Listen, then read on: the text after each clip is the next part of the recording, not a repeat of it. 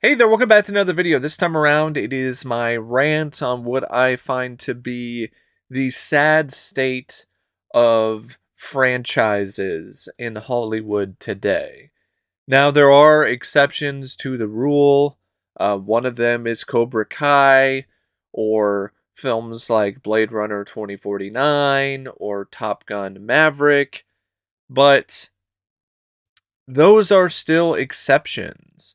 The majority of these latest entries in these old, once popular franchises have either been incredibly disappointing or outright terrible and done far more damage to the franchise that they are a part of than anything else. And I don't really feel it was always this way. I think there were a lot of times where these franchises, they reached a certain point where the people behind them creatively felt like, all right, we have reached a limit here in terms of what we can do with this franchise and with these characters. I think we're at a good point to call it a day. Prime example of this is Back to the Future. Back to the Future ended with Back to the Future Part 3. There was an animated series, but that's not necessarily canon. There were comic books later on.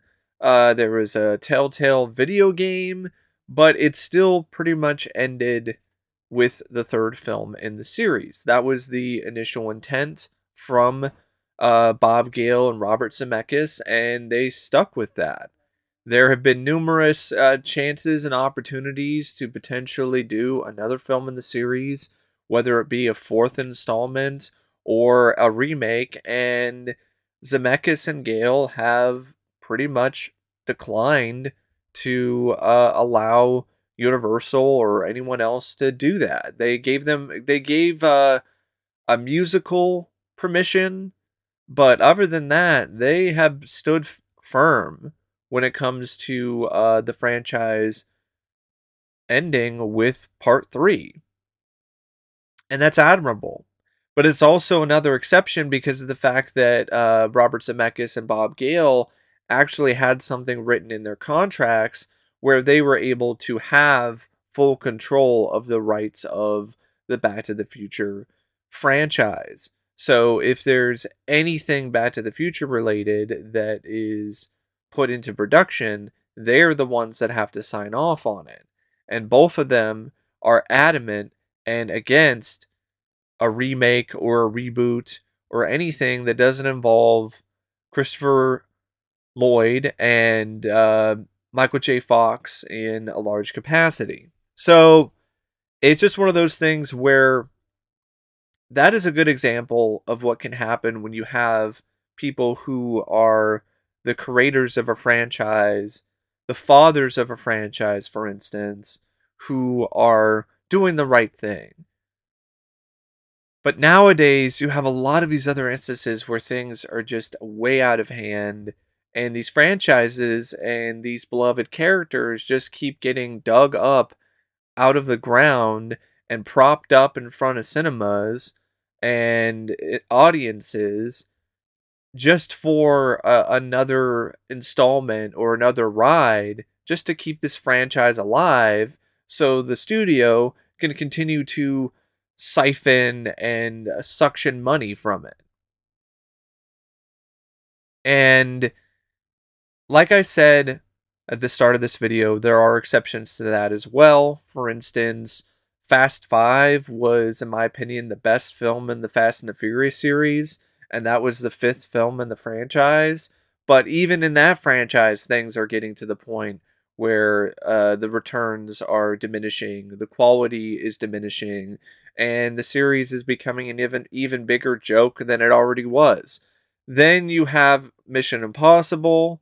Rogue Nation, to me, was an improvement over Ghost Protocol, and some of the best Mission Impossible films, in my eyes, have been the most recent installments.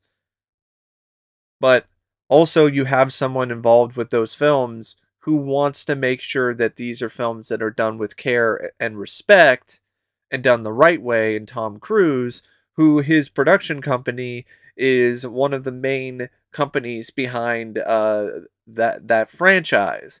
So Tom Cruise is known as a guy who's for the most part, except for one outlier like the Mummy, he's not going to choose a project or be a part of a project that isn't handled the right way.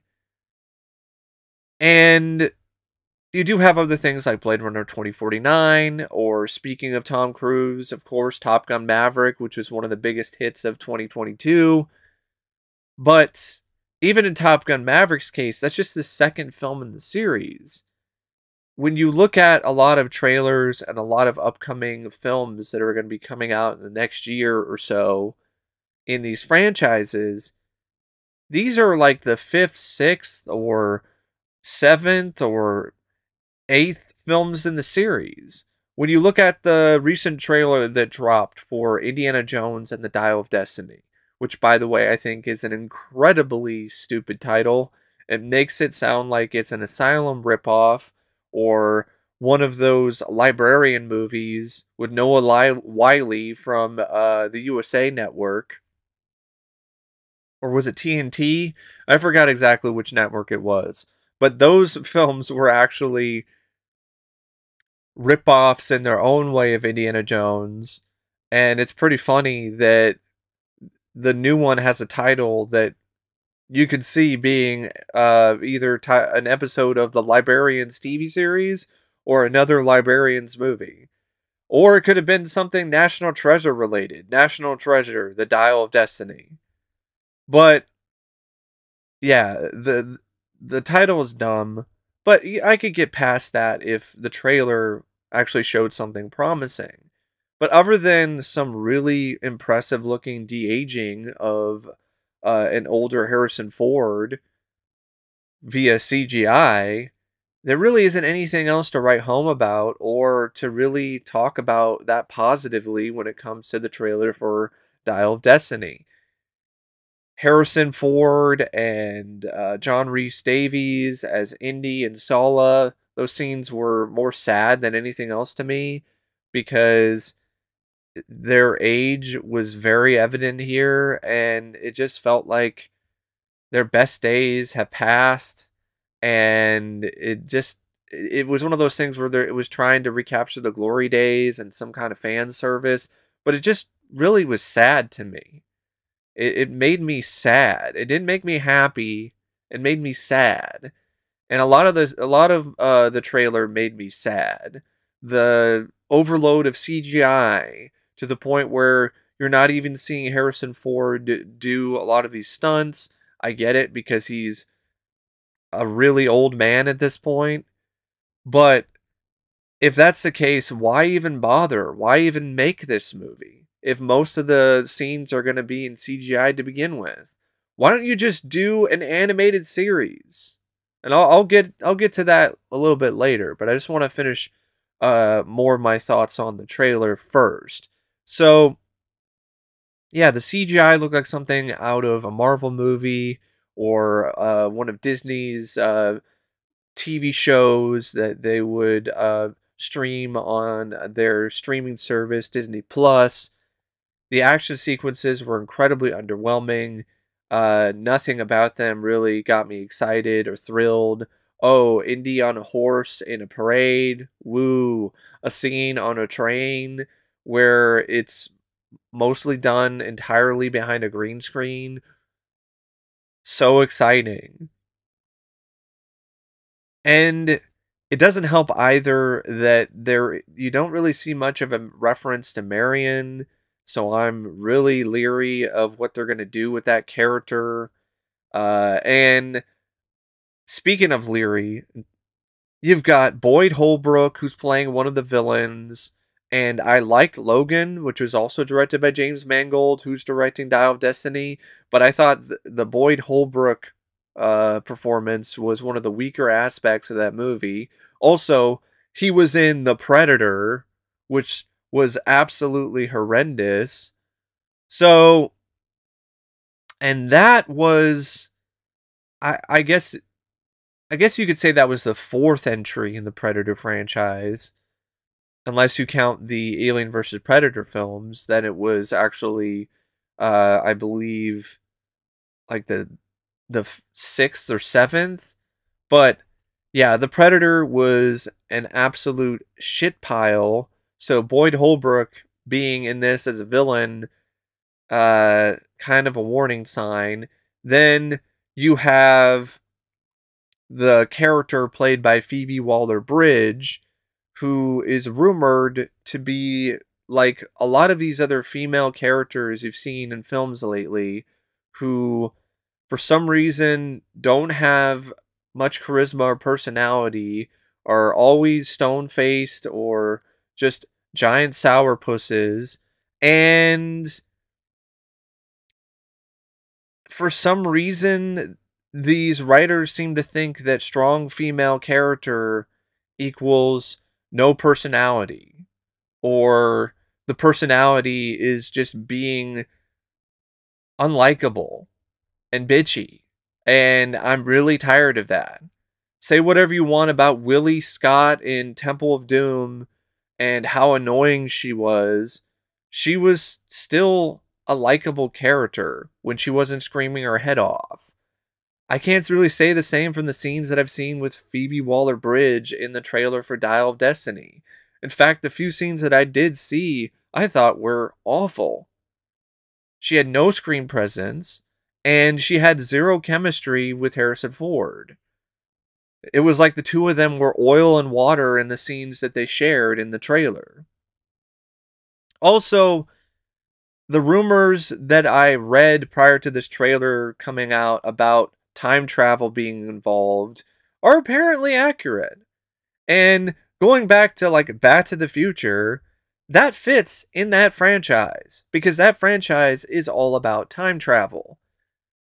Indiana Jones and time travel, it feels like a incredible stretch, even for a franchise that is full of a lot of stretches of the imagination.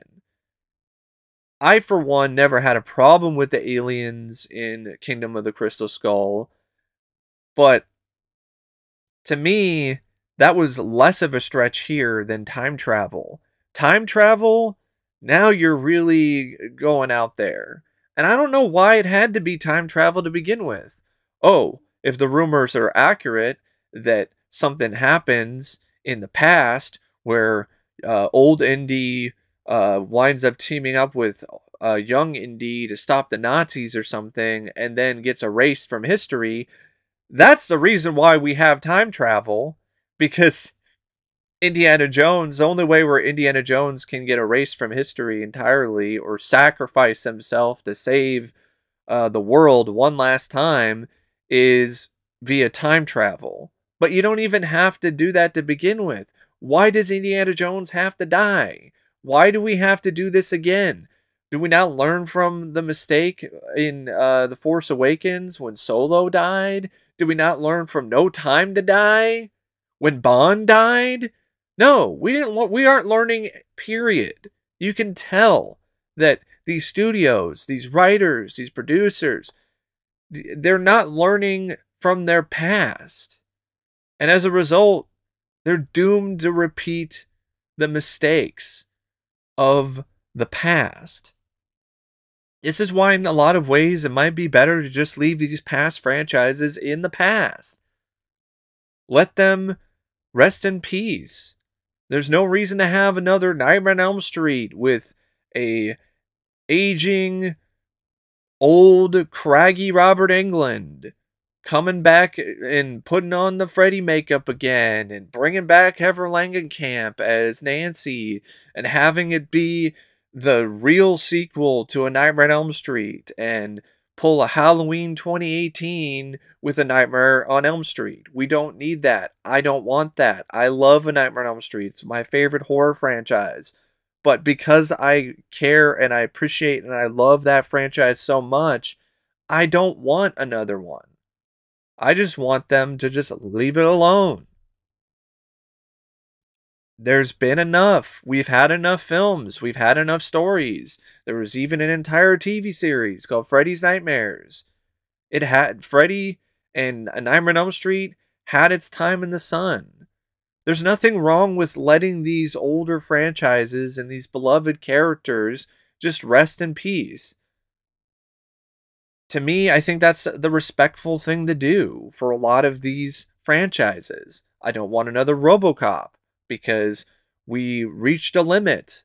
We've had so many entries and so many different adaptations up until this point that I don't think they can really do anything with the story and with the character that is really that worthwhile unless you go the animated route, which that ties into my thoughts on Indiana Jones.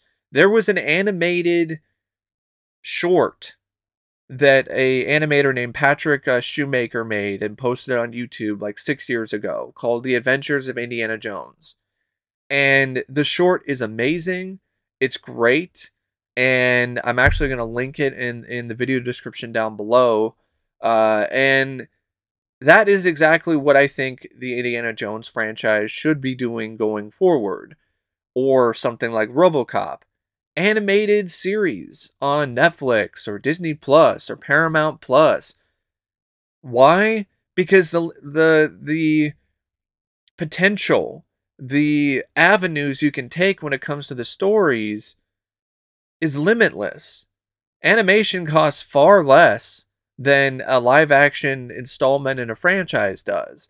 Animation is not going to cost you hundreds of millions of dollars. So it's not going to be something that's going to provide nearly as much of a loss financially if the film flops. But at the same time, it's not going to provide as much of a gain financially either, which I think is probably why these studios aren't going that route. But I still think they could definitely go this route with Indiana Jones in the future because Disney Plus is always looking for things to get people to sign up for the service. A good way to get people to sign up for it is an exclusive animated series detailing the adventures of Indiana Jones. You can have stories about Indy in his prime in the 30s. You can have stories about old Indy. You can have stories about young Indiana Jones. You can have spin-off stories about Short Round, either young or old, or as a teenager. You can have stories that detail Marion and her journey prior to Kingdom of the Crystal Skull. You can have all kinds of stories. You can have all kinds of villains. You can have all kinds of artifacts. You can have all kinds of spookiness and imaginative MacGuffins. And the limitations are not as extreme as they would be with a feature film. The possibilities are endless. So I don't understand why Disney is just continually refusing to go that route. Even if Harrison Ford doesn't want to do a voiceover for Indy in this series, you could have like Anthony and Gruber, I think that's his name, who does a great Harrison Ford impression. You could just have him voice the character. He already does a great Indiana Jones impression or a great Harrison Ford impression vocally. Just have him voice the character. Then you could have other actors who from the franchise come in and do cameos and do voiceover work. And I think that honestly would be really cool. But no, instead, we're getting a sad, saggy fifth entry in the Indiana Jones franchise where Harrison Ford looks craggier and saggier than the 200-year-old Grail Knight in The Last Crusade. And to me, that's just sad. It's sad. It's not something that I'm excited about. It's not something that I am really looking forward to in terms of these franchises continuing their sad state.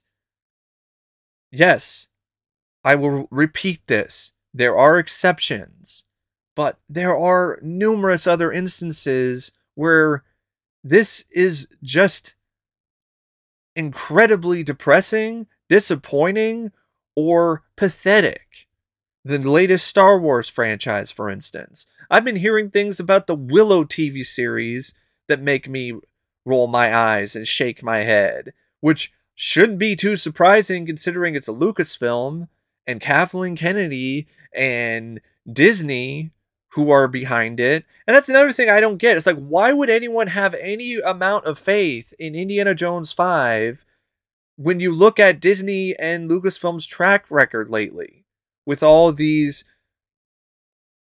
disappointing, underwhelming Star Wars streaming shows that aren't The Mandalorian or the Star Wars trilogy, the new one, or Solo, or the Willow series, which I've been hearing is not really the best. I saw somebody say that some of these characters seem like they're straight out of a CW show. So that's your recent track record. And for all the crap that people give Indiana Jones 4 and still do to this day, go and watch the teaser trailer for Kingdom of the Crystal Skull. That actually is a really well-made teaser trailer. It gets you pumped. It makes you want to go see the movie. It still succeeds in doing that. What about Dial of Destiny makes you want to go see the movie? Other than the fact that it's another Indiana Jones movie. Oh, Harrison Ford is de-aged really well? Even that's not that incredible or surprising to me. Have you seen some of these imagery, some of these photos that people are creating with Midjourney or DALL-E 2 with an AI? It's not that surprising to me that finally they've gotten to the point where they can de-age actors and make them actually look good with all the money and resources that they have available in Hollywood. So, yeah, as you can definitely see, I wasn't impressed with the trailer for Indiana Jones and the Dial of Destiny. I'm not looking forward to the Transformers Beast Wars movie, because this is definitely the point where they're running out of ideas. Oh, we can't do any more of like the Prime Transformers or the Generation 1 Transformers movies because we've done that to death.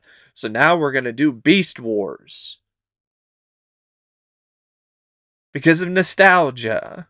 And that's the other thing. A lot of the reason behind these new entries in these franchises is not to continue the story in a meaningful way. It's not to make up for past mistakes with like what happened with Rambo 4 or Rocky Balboa.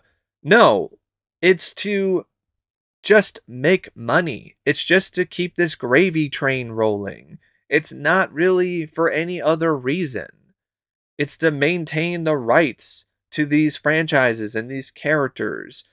It's just to keep things going for as long as they possibly can until there's nothing left except a hollow husk. Look what's happening with Star Trek. Look what's happening with Star Wars. Look what's going to happen now with Indiana Jones.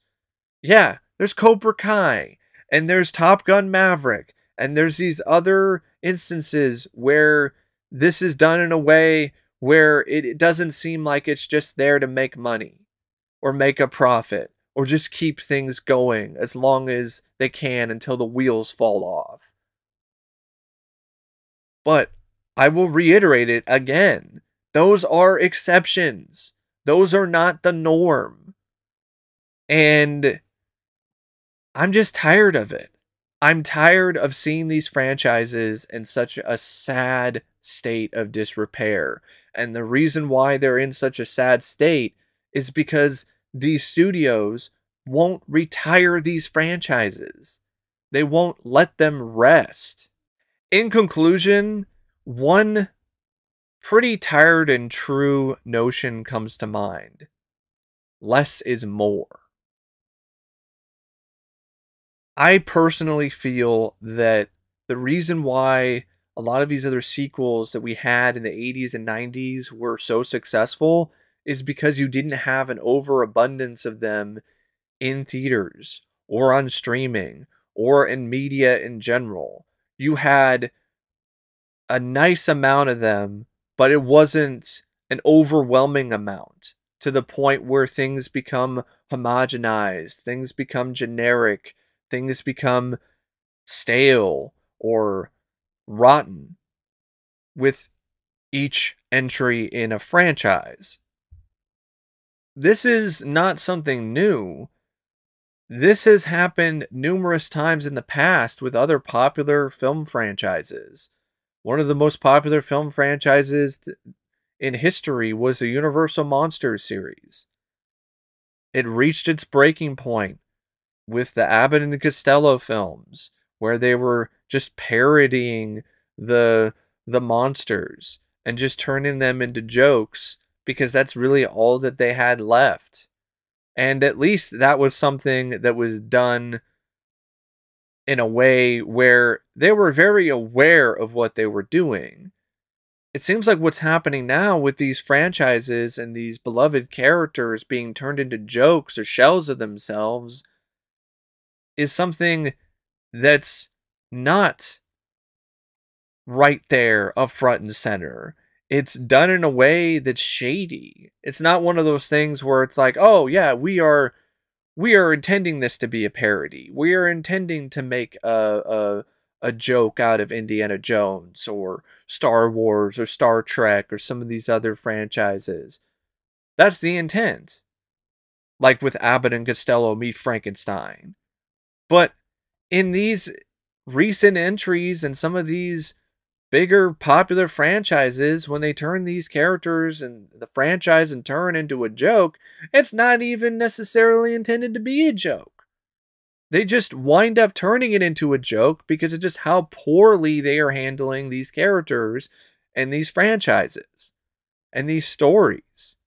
So that's another reason why you should just let these franchises rest.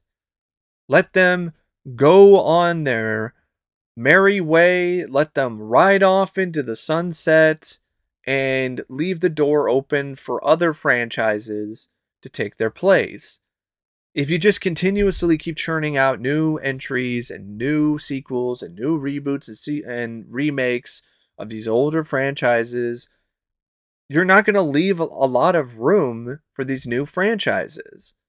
You're just going to continually have the same franchises and the same characters. And I don't want that. I want new franchises like John Wick. That's what I'd rather have that than another Indiana Jones reboot series with another actor playing Indiana Jones. You know that's going to happen eventually. And it's just one of those things where really less is more. If you do a sequel to a popular franchise like every 3 years, and that's where you limit it to, instead of like multiple sequels or reboots or prequels every year, then I think you will get better results because there'll be more time to work on things. There'll be more time to think about a fresh new idea when it comes to a franchise. And even that can backfire, though, because with the Star Wars trilogy, it had been so long since you had a new film. With the Indiana Jones film that's coming out, it had also been a long time. But I would still rather take that than the route that we're getting, which just seems like every year you just get numerous, countless sequels, reboots, prequels, remakes of the same things. And I like leftovers as much as the next guy, but if all you're doing is feeding me leftovers, eventually I'm going to get tired of leftovers. So, yeah, just take a break. That's all I'm saying. Take a break. Let these franchises retire for a bit, relax, just take it easy, And then if you got a new idea that's fresh and innovative or actually cool or unique or feels respectful to these franchises, then maybe consider doing it. But if you're just going to do another one for the sake of doing another one, that's not enough of a reason for me. And it's definitely a big reason why these new entries in these franchises suck so much. It's because the reasoning is, well, it's it's time. We can make another one, so let's just do another one. And I just don't feel that that's that justifiable of a reason to do another Indiana Jones movie or to do another Rambo film or Die Hard movie or Rocky. But that's just me personally. Um but yeah, it's just sad. It really is. It is very sad to just see this state of a lot of these franchises today. And I really do feel that if these studios just did these franchises a service and let them retire with some dignity for once, then maybe they could have a triumphant return years down the line. But if they're just going to continue trying to milk these franchises, there will be nothing left. And these franchises will just be considered to be barren, empty shells of what they once were. But anyway, that's my rant on the sad state of film franchises today. And thanks for watching. And till next time, I'll see you later. See ya.